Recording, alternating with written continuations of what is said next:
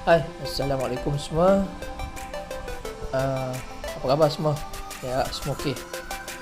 Jadi hari ni, untuk video cikgu kali ni, cikgu nak sentuh sikit berkenaan dengan hukum oktet dan duplet.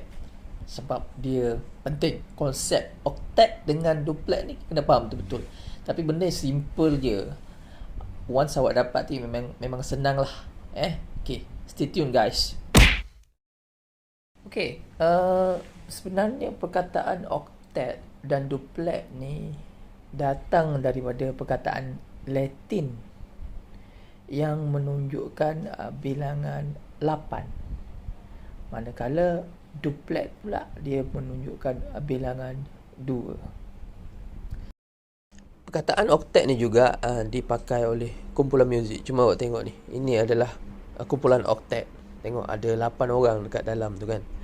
Dan term ni, perkataan ni juga, kalau duplet 2, triplet 3. Tapi dalam kimia awak jumpa oktet dengan duplet saja. Okey, apakah yang dimaksudkan dengan sesuatu atom unsur itu mempunyai susunan elektron oktet atau duplet? Dan kenapa mereka nak capai susunan oktet dan duplet? Jom kita tengok susunan elektron oktet dan duplet. Setengah buku akan panggil susunan elektron, setengah buku dia akan panggil konfigurasi elektron. Benda ni sama je sebenarnya, dia nak menunjukkan susunan elektron dekat sesuatu atom, ion ke apa benda Susunan elektron oktet atau duplet ni kita dapat kenal pasti apabila kita tengok elektrovalen dia dekat belakang tu sama ada 2 atau 8. Kalau 2 itu susunan elektron rendah, duplet. Kalau 8 itu susunan elektron oktet. Okey, contohnya helium. Helium mempunyai 2 proton. Maksudnya helium mempunyai 2 elektrons. Jadi kalau kita tuliskan susunan elektron 2. Okey. Jadi kalau kita tengok helium ni, dia punya electrovalence dia 2 lah, sebab dia ada satu petala je. So 2 ini adalah duplet. Maksudnya helium ni dah mencapai susunan elektron yang duplet. Boleh. Contoh yang kedua, cikgu bagi gas argon lah. Okey. Gas argon mempunyai 18 proton. Maksudnya argon mempunyai 18 elektron. Jadi kita tuliskan susunan elektron gas argon 288. Jadi argon mempunyai 8 elektron valence. Maksudnya argon dah mencapai susunan elektron oktet. Boleh? Sebab elektrovalen dia dekat belakang ni 8. So maksudnya dia dah oktet. Baiklah, dalam bahagian ni cikgu nak ulas kenapa sesuatu atom tu nak capai susunan elektron yang oktet. Lepas tu soalan yang kedua, bagaimana dia boleh mencapai susunan elektron oktet atau duplet. Dan soalan yang ketiga, apa kesan kepada sesuatu atom tu apabila dia mencapai susunan elektron oktet atau duplet. Soalan yang pertama, kenapa setiap atom ni nak capai susunan elektron oktet atau duplet? Okey. So jawapan dia adalah susunan elektron oktet atau duplet ini adalah susunan elektron yang stabil. Susunan elektron yang dimiliki oleh gas Rd yang stabil. Okey, kalau setiap atom lain yang mempunyai electrovalence 1, 2, 3, setiap atom ni dia tak stabil. So cita-cita mereka nak jadi ataupun nak ada susunan elektron yang oktet ni. Okey, sebab susunan elektron ini adalah stabil. Okey, cikgu bagi contoh satu, cikgu ambil contoh natrium. Natrium berada dalam kumpulan 1 dan susunan elektron bagi natrium adalah 281. Okey, kalau kita perhatikan atom natrium mempunyai 1 elektron valence dan kita tengok susunan elektronnya masih lagi belum mencapai susunan elektron yang oktet.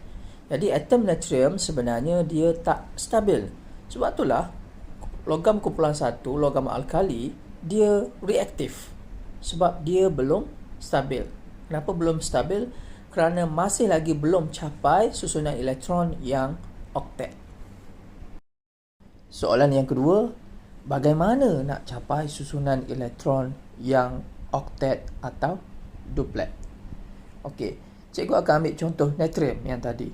Natrium mempunyai susunan elektron 281 dan mempunyai elektrovalen 1. Jadi untuk mencapai susunan elektron yang oktet, natrium akan melepaskan atau mendermakan satu elektrovalensnya untuk mencapai susunan elektron 28, iaitu susunan elektron yang oktet. Soalan yang ketiga, apa kesan kepada atom apabila dia mencapai susunan elektron oktet? Hanya ada dua keadaan. Apabila sesuatu atom itu melepaskan elektron, maka ia akan membentuk ion positif ataupun cation. Kalau sesuatu atom itu dia menerima elektron, maka dia akan membentuk ion negatif ataupun anion. Rasaannya unsur-unsur dalam jadual berkala yang mempunyai elektrovalen 1, 2, 3 itu semua logam. Kalau lebih daripada tu, contohnya elektrovalen dia 6, elektrovalen dia 7, elektrovalen dia 8, itu adalah bukan logam. Jadi yang cenderung untuk membentuk ion positif ni ataupun yang melepaskan elektron ni adalah unsur-unsur yang logam, yang bersifat logam. Manakala unsur-unsur yang cenderung untuk menerima elektron dan membentuk ion negatif adalah unsur-unsur bukan logam. Okey, berbalik pada cerita natrium tadi.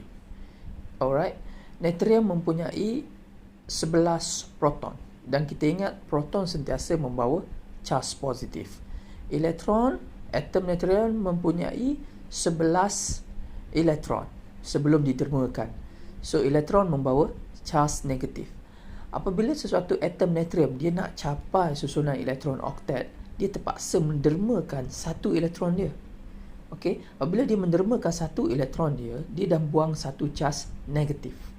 Sekarang proton tak berubah. Proton masih lagi 11. Elektron kita dah dermakan satu tadi, dia dah jadi 10. Sekarang charge positif melebihi charge negatif sebanyak 1.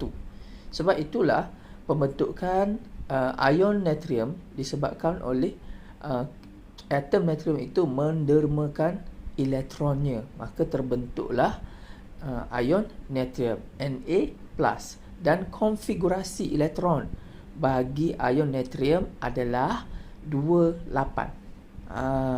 Jadi konfigurasi natrium ini adalah susunan elektron oktet yang stabil. Bagi keadaan kedua, iaitu untuk atom bukan logam, unsur-unsur bukan logam, jadi spesies ni dia cenderung untuk menerima elektron untuk membentuk ion negatif. Tujuan dia nak menerima elektron adalah untuk mencapai susunan elektron yang oktet. Baiklah, cikgu ambil contoh klorin atau Cl. Atom klorin mempunyai susunan elektron 287, yang mana atom klorin ni dia mempunyai 17 proton, 17 positif charge, 17 elektron, 17 negatif charge. Jadi, untuk mencapai susunan elektron oktet 8, atom klorin terpaksa menerima satu elektron ataupun harus menerima satu elektron untuk mencapai susunan elektron oktet 288. Apabila atom klorin menerima satu elektron untuk mencapai susunan elektron oktet 288, sekarang bilangan proton dengan bilangan elektron adalah tak sama. Bilangan proton asal di dalam atom klorin awal-awal tadi adalah 17 proton dan dia membawa 17 positif charge. Sekarang bilangan elektron yang baru, sebab dah terima satu, dia dah jadi 18 elektron dan dia membawa negatif 17 charge.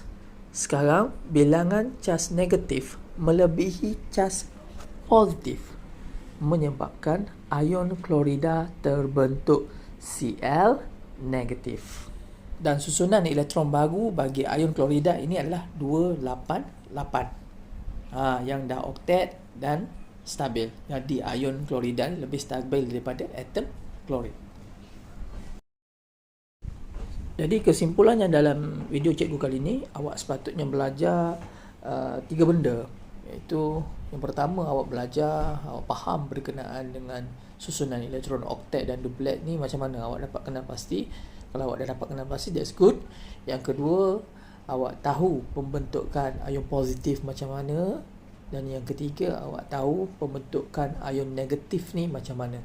So kalau dapat 3 benda tu, you are good enough, you are good to go. Alright, sekian saja video cikgu untuk kali ni. So stay at home, jangan ke mana-mana. Kita jumpa on the next video. Jangan lupa subscribe guys.